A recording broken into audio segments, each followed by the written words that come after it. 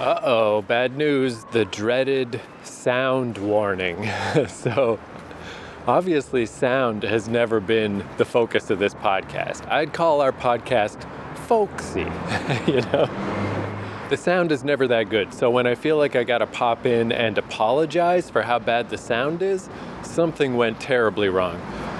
So yeah, I'm walking the streets of Seoul, South Korea right now. And we've been doing a thing while I'm here where I can't record stuff in the hostel I'm in because it's like so crammed in and the walls are paper thin, and I would drive everyone nuts because it's late at night with time differences and stuff when we record. So I end up going and standing outside on the street because the Wi-Fi is strong enough that I can still get a Wi-Fi signal while I'm just standing in front of my little weird Airbnb. And I can't believe we've gotten away with it so many times. We've done a few of these episodes and they've all been pretty good. But we pushed it too far with this one where it was kind of a rainy day. So I had one phone I was using to call back to Canada, a different phone I was using to watch Dr. Horrible, to watch it along, you know, we sync up and then we watch it. And then a third device, this microphone to record with, while I also had an umbrella crammed under my arm and I was just like standing in an awning outside the building. I would have needed 2 extra hands for all this to work. So somehow I fucked something up and my sound is so bad. It's like just blown out. Like I sound like I'm reporting from the middle of a typhoon. It's unfortunate and there's nothing I can do to recover this audio. It recorded way too loud. It's all distorted. Oh, hey, there's a convenience store back here on this street. I didn't know this was here. There's this chain of convenience stores in Korea called Nice to See You. The letters CU. How handy. Right around the corner. But anyway, yeah, sadly, the audio cannot be fixed. So I would not blame you for skipping this episode. I don't know that I would listen to it. I think in this day and age, I don't know that there's a ton of excuse for a podcast to sound this bad. But those were my excuses. I was juggling so many things and something didn't work. But if you are a huge fan of Dr. Horrible, I do think we have a pretty fun conversation about it. It's just that the sound is going to be horrible, right? Look at it that way. It's thematic. Anyway, that's the sound warning. Beware all who proceed from here. And yeah, if you do listen, thank you for listening. If not, see you next episode. All right, let's go.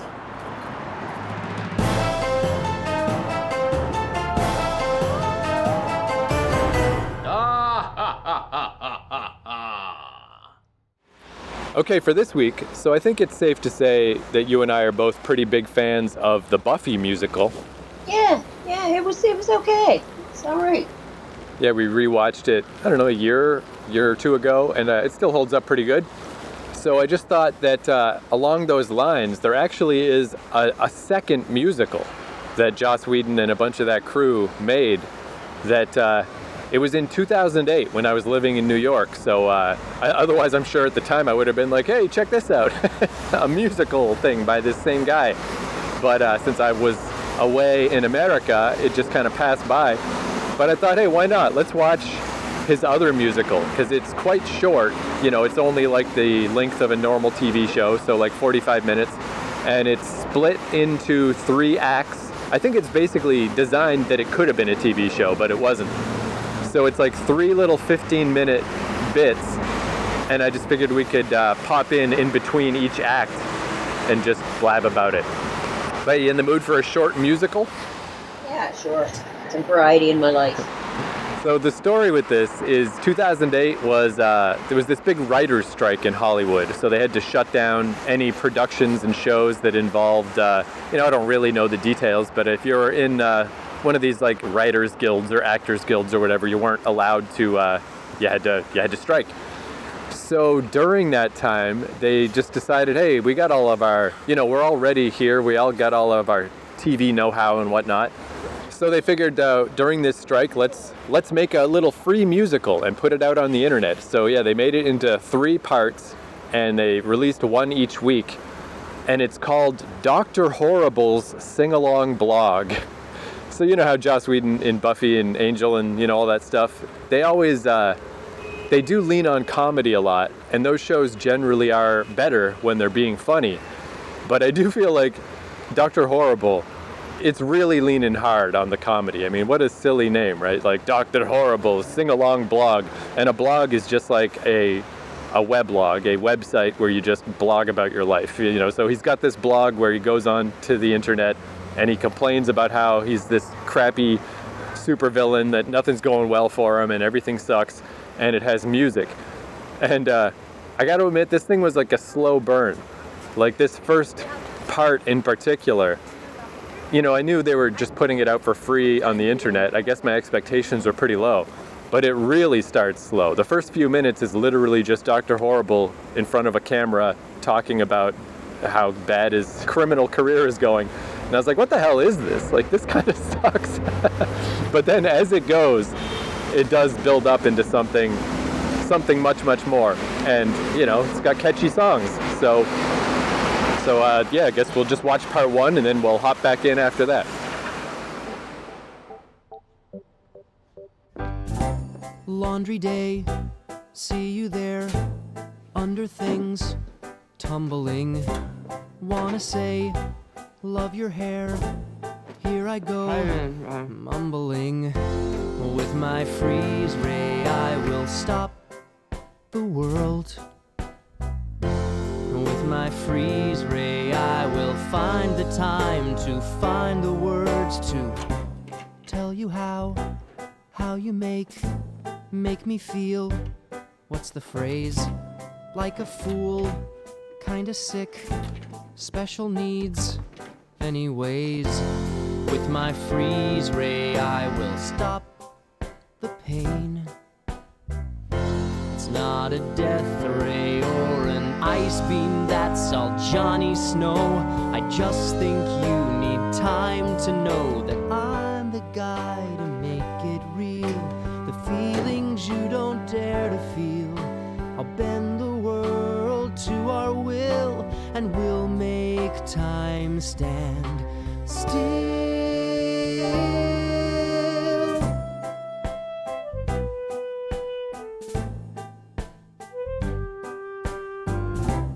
That's the plan, rule the world, you and me, any day. Love your hair. What? No, I love the air. Anyway, with my freeze ray I will stop. Hey, Doc. Moist! My evil moisture buddy. What's going on? So yeah, I don't know, that first part, again, it was this weird thing with the writer's strike, and you know, they just said they were going to do this thing and put it out for free on the internet. I feel like nowadays, you know, they release entire seasons of shows all at once. Nowadays, they probably would have put the whole thing out all at once, but that was it for week one. And I got to admit, I wasn't extremely enthusiastic when I first saw it, because, you know, that's okay, but it's like so goofy, you know, like way sillier than even silly episodes of Buffy and Angel tend to be. I don't know. I found it very much like a lot of the Buffy stuff, but it was cute. Once you kind of figured out, at first I thought it was dragging at the beginning, but once you see how it ends, I don't think the beginning was draggy. I think it was probably okay. Yeah, I wonder too. I'm not sure if maybe that was sort of meant to be a bit of a joke too. The idea that, you know, they're going to put out this independent project, put it out for free on the internet, call it Dr. Horrible Sing-Along Blog. Maybe it was meant to kind of throw people off for that first few minutes of like, is this really what this is going to be? It's just going to be this guy in front of his computer for the whole, you know, answering emails? Because that first 4 minutes is like kind of hilariously like lame, just nothing happens. And it does keep growing from here, like it's going to keep kind of expanding more and more. But I do have to admit, this first one, I wasn't like excited for the next week to come. But I was already a Joss Whedon fan, so I was like, yeah, you know, whatever, I'm sure it'll go somewhere. And I do think it does kind of pick up quite a bit after this. But yeah, so that main guy, I mean, he's been in a million things, but of course I always think of him as Doogie Howser. because he's about my same age. Maybe he's a little older, but yeah, you know, he was in that show where it's like he's a genius kid doctor that I honestly don't really remember, but I know I watched it. Everybody watched it, and he was Doogie Howser, the genius kid doctor. I don't know. I don't know where else I would know him from, but I feel like he's always popping up places. Yeah, he's one of those actors that you say, oh, geez, I've seen him. Now, see, I didn't equate him with Doogie Howser until you said that. And then I said, oh, yeah, that is where I probably know him from. But I've seen him in other things, too. And the neighbor. Yeah, I was thinking Doogie Howser. Oh, that show that's got the annoying guy in it. Yeah, Big Bang Theory. Big Bang Theory, yes. Yeah, because that's even though there was him and the main guy Sheldon. I knew him from this movie Garden State that I really like. So even though I know a lot of the people from Big Bang Theory, I just could never really watch it. I watched a few of them, but I'm like, wow, this is a tough one. Yeah, same here. I couldn't stand Sheldon. I found him he was just obnoxious, which he was supposed to be. He pulled it off really insanely popular, though. Yeah, but even that, it's almost like, I mean, that's a different conversation, but it's arguably, Big Bang Theory is arguably, it's like offensive in a weird way. Because he's this like guy with autism, basically, who doesn't have any social mores or doesn't understand things. So they just use that as an excuse for him to constantly say sexist and racist jokes. Like, as a nerd, I'm offended by that. It's clearly not nerds that wrote that show. You know, it's like a bunch of Hollywood writers that are like, fuck nerds. Nerds are fucking idiots. Anyway, yeah, that's a different conversation. But even that, I mean, this one. Go ahead. Now, the music in this one, of course, is excellent. Very timely. Yeah, good music. Good music. Yeah, that episode I do particularly like the Freeze Ray song. I just think that's a nice little tune. But yeah, so the other two people, Felicia Day is the girl Penny. Apparently she was in season 7 of Buffy when a bunch of different Slayer potentials start popping up. You remember like the house was full of different people that could potentially be the Slayer. Apparently she was one of them. But to be honest, I don't remember because I haven't watched that season since it was on TV. Maybe I should give it another try, but I didn't really like it at the time, so I never watched it again. But anyway, apparently she was in Buffy somewhere. And then Captain Hammer, he's of course Captain Mal from Firefly, which had sadly been canceled by this point, so they brought him in.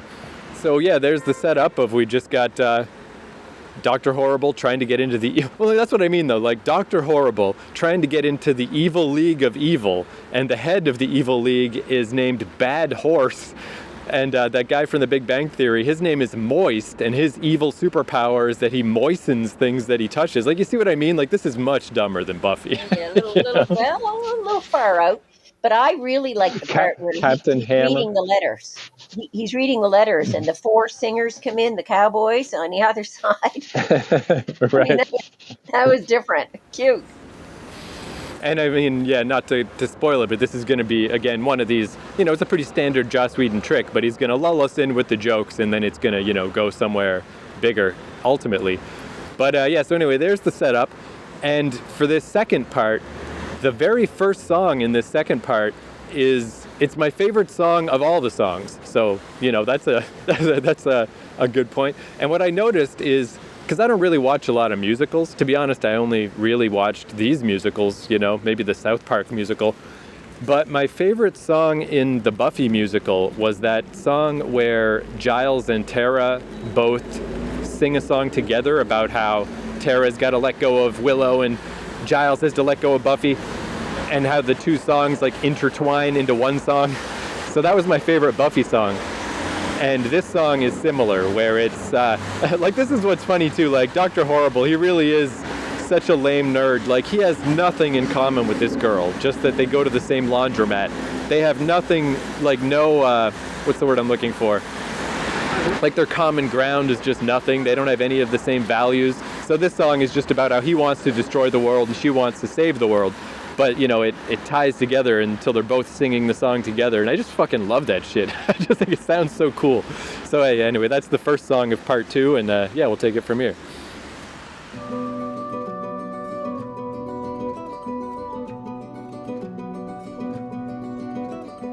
Any dolt with half a brain can see that humankind has gone insane. to the point where I don't know if I'll upset the status quo if I throw poison in the water main. Listen close to everybody's heart and hear that breaking sound. Hopes and dreams are shattering apart and crashing to the ground. I cannot believe my eyes, how the world's filled with filth and lies. But it's plain to see evil inside of me is on the rise.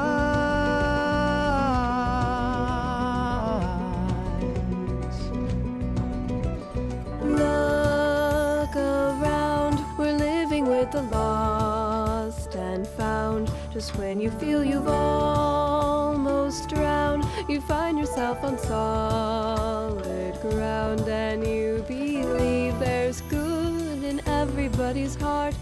Keep it safe and sound.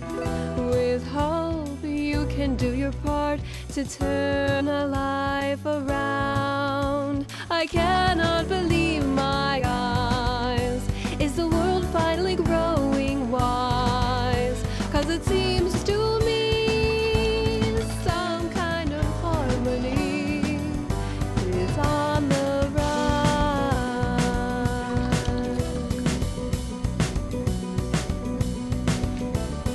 Anyone with half a brain could spend their whole life howling in pain. The things that Cause the dark is everywhere and Penny doesn't seem to care that seeing the dark in me is all that will remain. And I believe Listen there's close good to in everybody's heart and hear that breaking sound.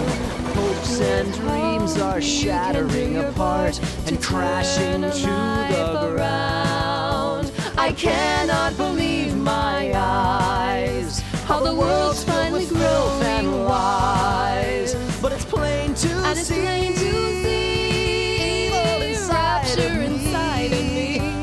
is on the rise.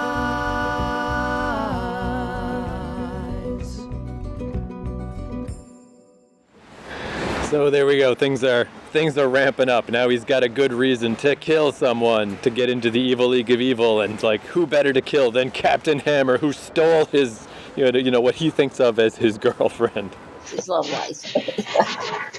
You know, it's one thing that I'm thinking of now watching this is because in the last, I don't know, 2 or 3 years, fortunes have changed a lot for Joss Whedon, where a lot of stories came out about how unpleasant it was to work for him. You know, that he made the sets of his movies and his shows, he kind of treated it like high school.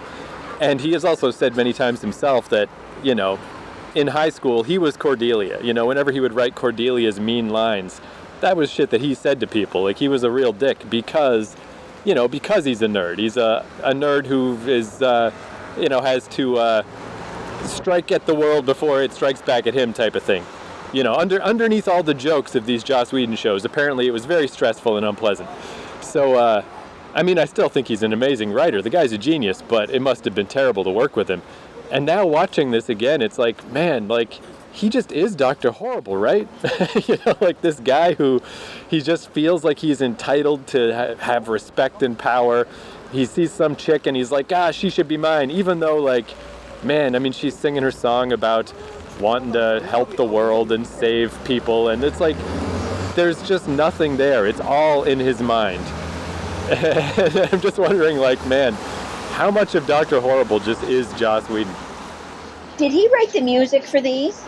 Yeah, not by himself. His at the time wife, they're not together anymore because, again, apparently he was cheating on her a lot with different people that he worked with, actresses on his shows and stuff. But at the time, and I think, I know his brother is a co-writer and some other people, but yeah, he's at least co-writer on all of them.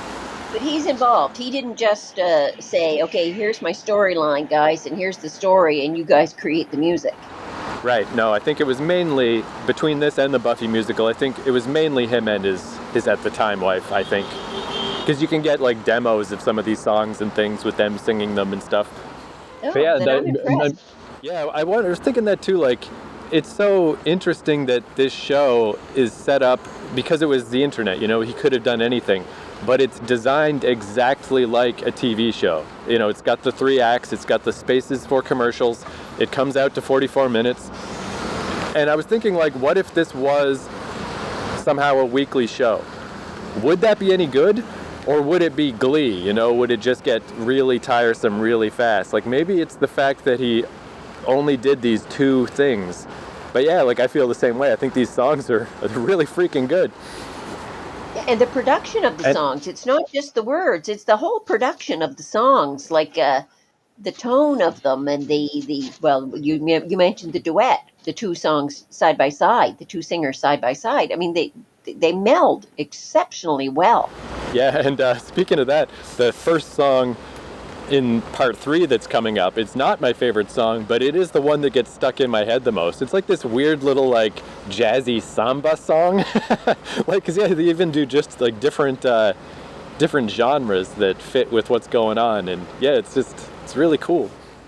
The only thing that kind of unnerves me in it, and this is really minor and petty, the character Moist. Here he's rough-shaven, rough clothes, but he has got beautiful white teeth. Now, somebody who doesn't care for his person at all, and this character does not, would not have teeth that white. They look a little scummy. And everybody else's teeth, because after I noticed him, I looked at everybody else's teeth, and I said, you know what, they've got that nice ivory look to them. But he's obviously been putting some of that whitener stuff on his teeth, and they kind of flash at you, and you're like, man, those teeth.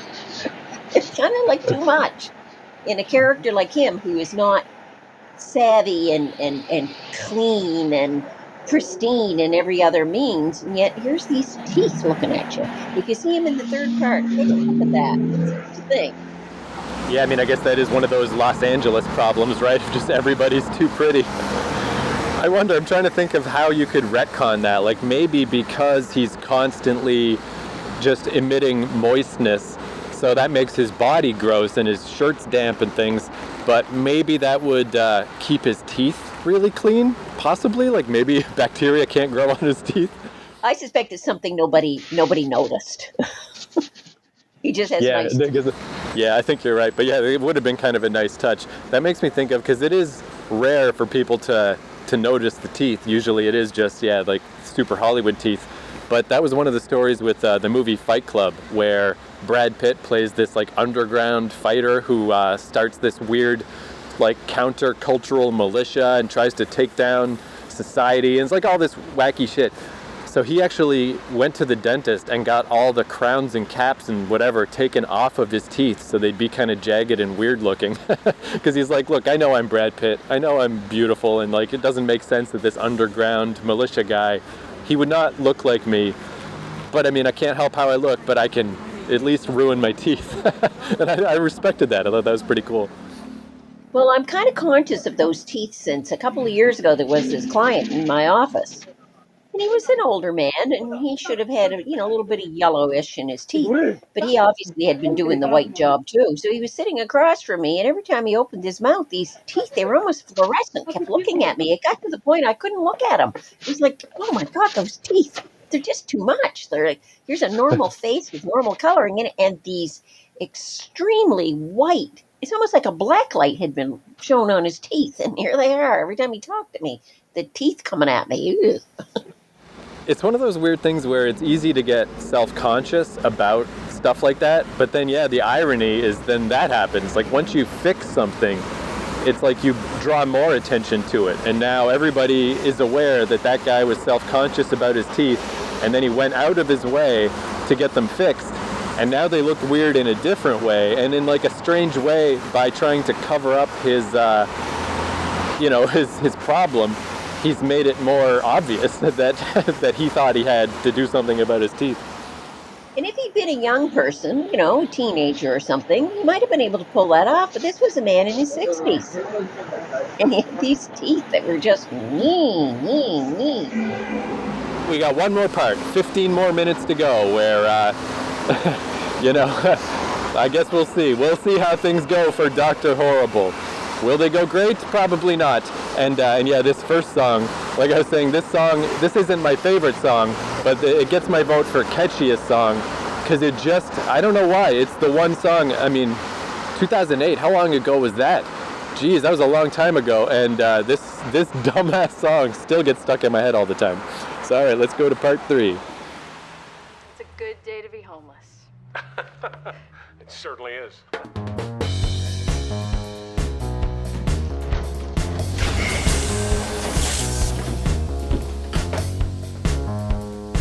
So they say Captain Hammer's become a crusader. Political, he's cleaning up the streets. About time. So they say that it's real love, So romantic. He signed this. So they say we'll have blankets and beds we can open by Monday. Thanks to you. Thanks to me. It's the perfect story. So they A say. hero leading the way. Hammer's call to glory. Let's all be our best. Next up, who's gay?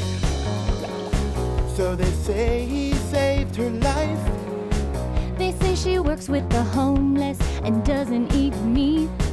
We have a problem with her. This is his hair. This is so nice. I just might sleep with the same girl twice. They say it's better the second time. They say you get to do the weird stuff. We do the weird stuff. This is perfect for me. So they say, I guess he's pretty okay. After years of stormy sailing, have I finally found the bay?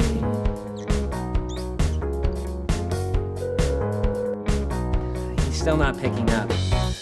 There's no happy ending. So they say, Not for me anyway. should I stop pretending? Take the Or is chance this to build a brand new day?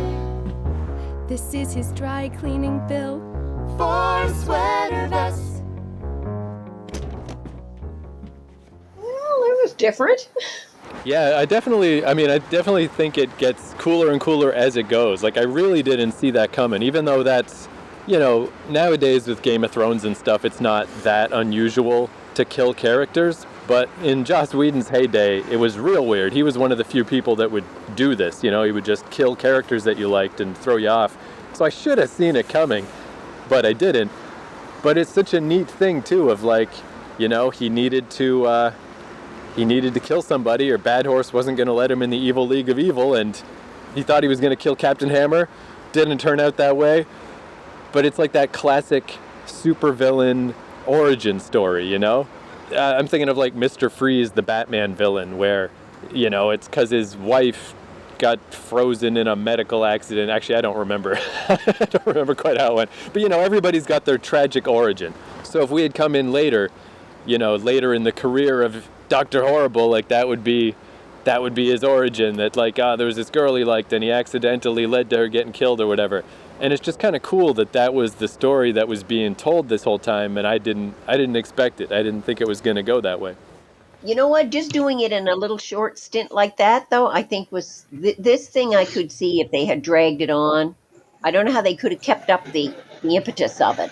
But this way, just having it in 3 short little sessions, beginning to end, it was very, very good. And it was well timed. The music was great. The storyline was very interesting.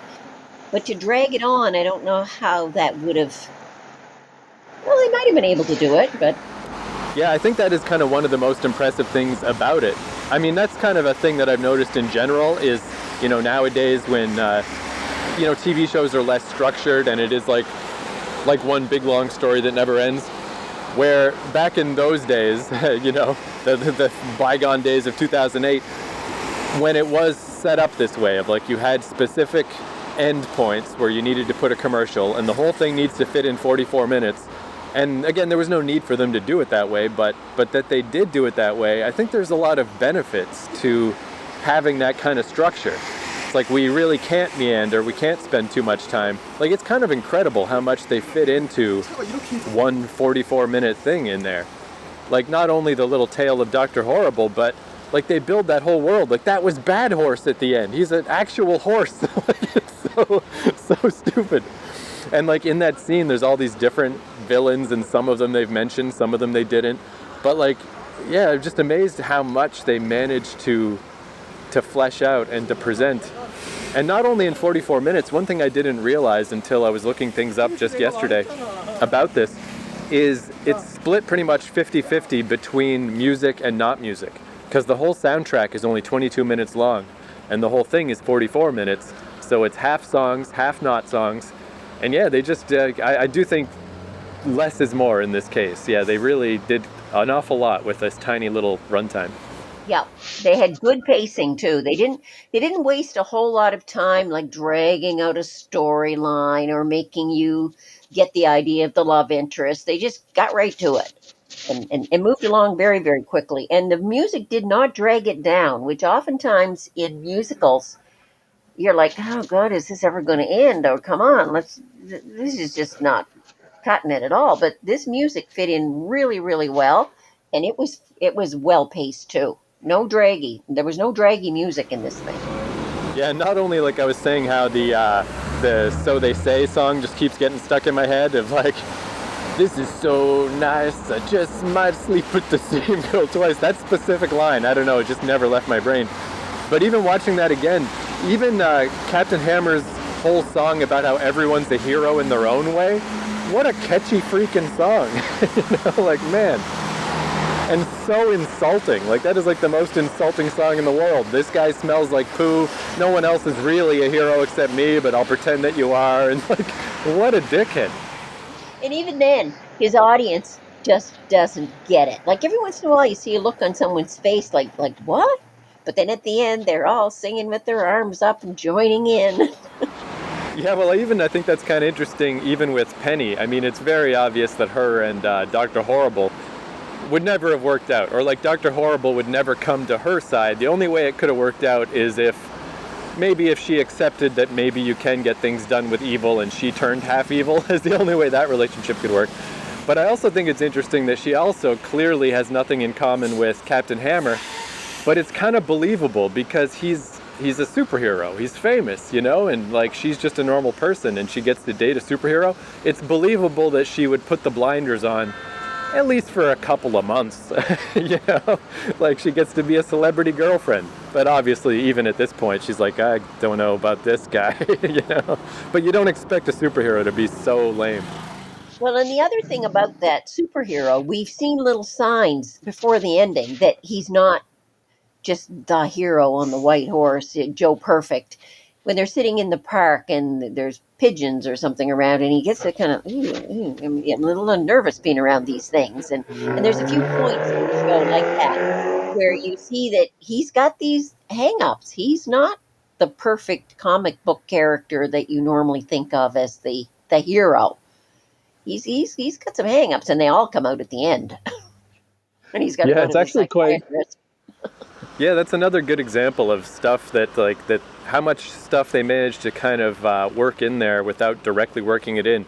Like even just Moist, you know, like Moist himself, just through him, you learn that there's an entire second league of evil henchmen, you know, and that there's all these people with lame powers that are willing to just be secondary villains, you know, so that fleshes out the world. And in Captain Hammer's part, he mentions, like, oh, have I seen you at the gym? Oh, wait, I don't have to go to the gym. I'm just naturally like this. And then at the end, when he's never felt pain before. That's the only reason that he is this this is why he's so smarmy and such a bad person, is that he never had to work for anything. He doesn't have to exercise to have muscles. He doesn't know what pain feels like because he usually can't be hurt. Of course he's not a good person, you know? Like, I also think that's interesting, because it's that idea of, like, why would Superman be a good guy? How could Superman even relate to human beings in any way? And, you know, Captain Hammer's more like that. It's like, yeah, you probably, if you had everything handed to you and you just are a super-powered person, what reason do you have to be nice? So, yeah, I like in that sense, too. Like, if you wanted to dig into this stupid thing about the evil League of Evil and Dr. Horrible, like, there's actually stuff in there. Or I guess I'm starting to formulate my little mental essay of, like, is Joss Whedon the real Dr. Horrible? You know, there's just all kinds of crap in there. Or Or I was thinking too, watching it again, like with Penny, I've definitely known people like that too, where, not to speak ill of the dead, but like, what is the deal with people whose whole personality is, I just need to save the world, like I gotta help other people, like there's like almost like a weird psychological thing going on there, where instead of looking after themselves, it's like, I just gotta go to the homeless shelter, I gotta get signatures, I gotta always be doing something, and it's like hard to criticize because they are doing nice things, but it's still like strange behavior. Like, what's going on there? Like there's a lot of stuff you could dig into. She's so sweet and she's almost simple. She doesn't seem to have any real depth to her character. She's just so lovely, and you don't see another side to her that might, I'm not saying she should have to have some ulterior motive of some kind, but she seems so just one level. Whereas those other characters, they've got multiple levels. Like even the hero, he could have just been one level. But they started showing little holes in his character. A little bit of fear here, a little bit of contempt here. Very, very subtly done until the last show. But you started seeing it right from the beginning that this guy, like, although he's handsome and well built and he's obviously a hero, there's something about him that's a little off. Whereas with her, she's just sweet all the way through, one level. Dr. Horrendous there, obviously, he's got multiple levels too, and he shows it right from the get-go. He's not just evil. He's got this side to him too that caring. He really cares for this girl. And when she dies at the end, I think he's quite broken up by it. So he's not just one level either. So they've done a real good job in little tiny shorts of showing character development for most of the characters, the major characters. Well, I was thinking too, like, even like Dr. Horrible, for instance, it's kind of interesting that in his own weird backward way, he, like when she's talking about the homeless shelter and stuff, he really does believe that like this small potato stuff is a waste of time. Like if you want to change the world, if you want social change, you got to take it. You got to do it through force, which is his plan. Like even once he becomes a big evil supervillain, in his own weird way, he still thinks he's going to make the world better by doing this. Where on the other hand, Moist has this little crappy power and he's just this little crappy henchman. But he is not even slightly hesitant of like, oh, you got to kill somebody? I heard about this kid in Iowa, grows up to be the president. Want to kill a kid? It's like, I'm not going to kill a kid. So like even that's funny that Dr. Horrible is like more capable, but also nicer.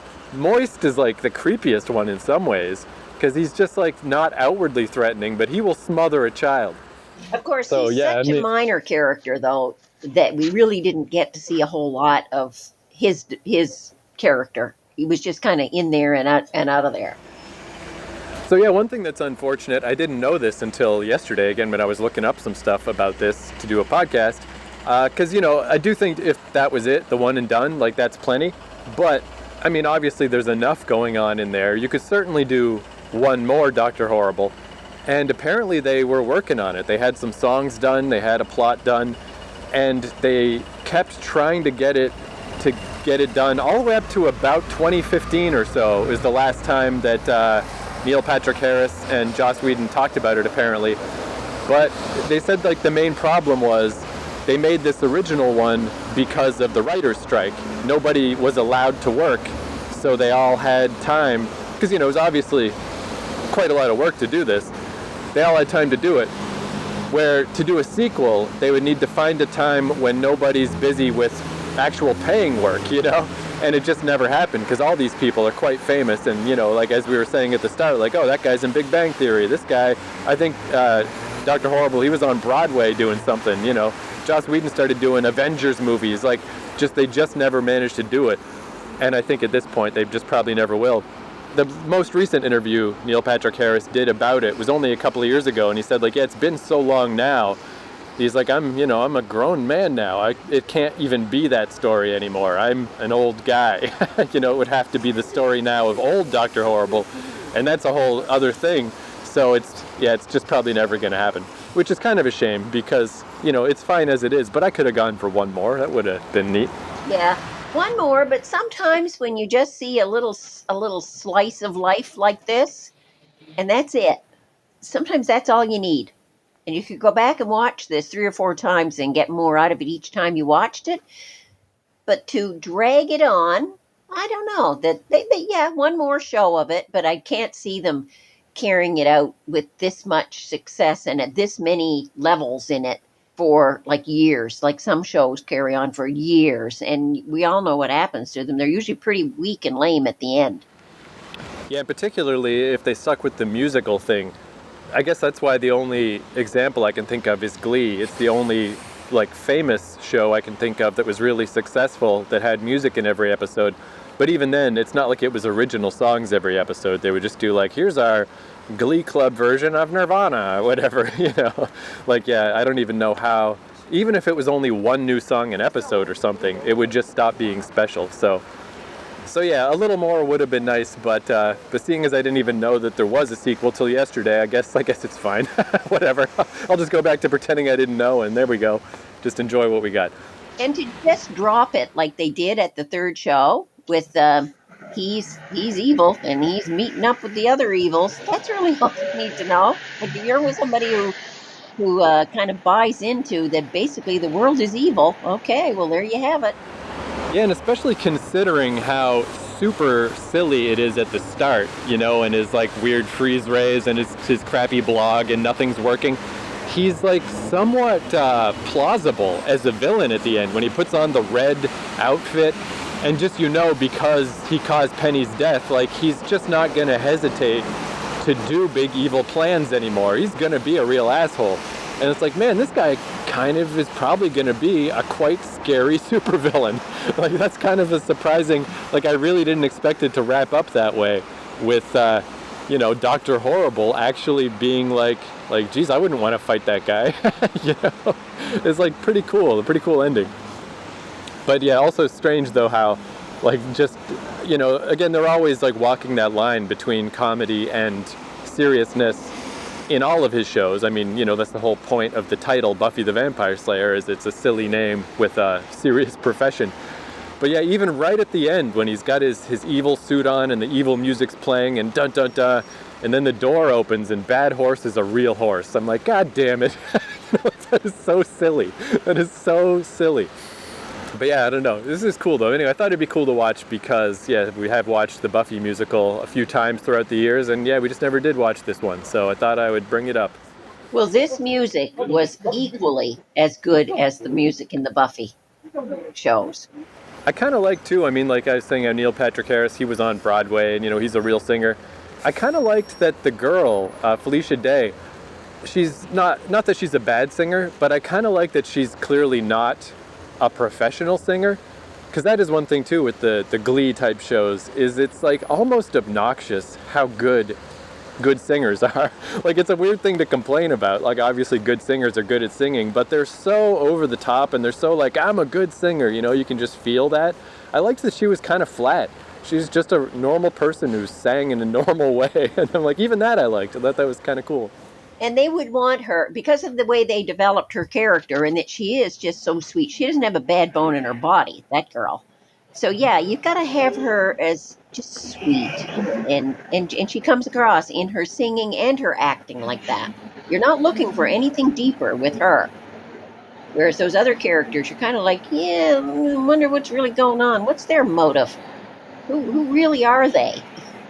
But her, no, one level. That's all you want with her. Sweet. I like too those 3 obsessed fans that are big Captain Hammer fans, and stealing his dry cleaner bills and locks of his hair. But then after they see Dr. Horrible's crazy heist, they become Dr. Horrible fans. Because it's yeah, I've definitely that is how internet fans work. Or even how in their little song, how they sing about her and she's a vegan, she doesn't eat meat, she helps the homeless. We have a problem with her. They don't like her just because she's dating Dr. Hammer, even though she's freaking perfect. And even when the poor girl is dead and she's being announced on the news, yeah. Dr. Hammer is the story. And what's her name? the death of Yeah, what's her Nation name. mourns what's her name. Yeah. Yeah, if anything, I mean, that's actually something that always impressed me with Joss Whedon's writing is because I do think like comedy is the best way to approach drama. You know, it makes the drama, you can like sneak it in there. It's like the sugar that makes the medicine go down. And I'm always kind of impressed with how often he uses comedy. Because whenever I'm writing stuff, I just find that so hard to do, you know? It's like you get caught up in your own little story and you think it's so important. Like if I wrote Dr. Horrible, for one thing, his name wouldn't be Dr. Horrible. And yeah, it would be like A Tenth is Funny. I would have been all serious about it. But that wouldn't be better, you know? Like it's actually quite impressive to have the confidence to just write jokes and to know that your story's still gonna be good and like it doesn't matter if there's a guy named Moist in it, that's all right, you know? Bad Horse. Like Bad Horse, a 5-year-old wouldn't come up with the name Bad Horse. That's the worst name I ever heard. But it takes like a confidence to do that. I give this one thumbs up.